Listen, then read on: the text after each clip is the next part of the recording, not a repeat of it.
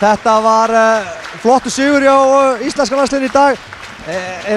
Vissur eitthvað meira þetta lið en kannski gengur gerist? Nei, við fórum alveg beint í sjónum með þetta í dag og vissum ekkert mikið þetta en svona kannski vissum að fyrirfram þetta slakasta liðið. En enga síður frábær byrjun og gott að klára þetta svona í fyrri hálfleik. Og varnarlega alltaf voru frábærir og markmenni voru að verja vel, þannig að ég var ánægður með strákunum í dag. Já, fyrri hálfleikurinn frábær eins og segir Ágúst með ykkur 20 varða. Vörnin frábær en seinni hálfleikurinn hann kannski ekki eins góður og það kannski hefði mátt gera betur þar. Já, við missum einbeitingun og gerum mikið af feilum og þeir fá hann nokkur öðvöld hraðaflöp. Og það bara svona þegar þú slakar aðeins á og kannski gera ósarlátt. Þetta eru 3 leikir þessa helgi og svona reyna aðeins að spara kraftana því að það erfiður leikur strax á morgun.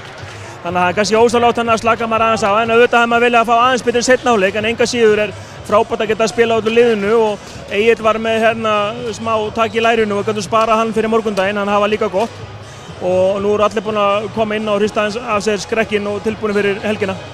Frábærlega sambandið milli Ómars og Stulli frábær í dag, gríðarlega efnilegur en kannski erfitt uppdráttar í sínu félagsliði, margir sterkir þar fyrir? Já, við reynum alltaf svolítið að stíla inn á þetta, höfum lítinn tíma til að spila okkur saman að nota þá leikmenn sem að þekkjast og reyna að fá smá svona, náum betri samvinnu þannig en hins vegar setur þetta smá í strik í reikningin að Gunni Mall fekk rautt spjald og það þýðir leikbann og við ætluðum að nota hann svolítið á morgun á móti örvhenta skittunum herri að Nójarana, hann sterkur þannig að setur ég svolítið svektur með það í svona leik að fá rautt spjald sérstaklega sem að ég ætlaði hann stórt hlutverk í vörðinu á morgun.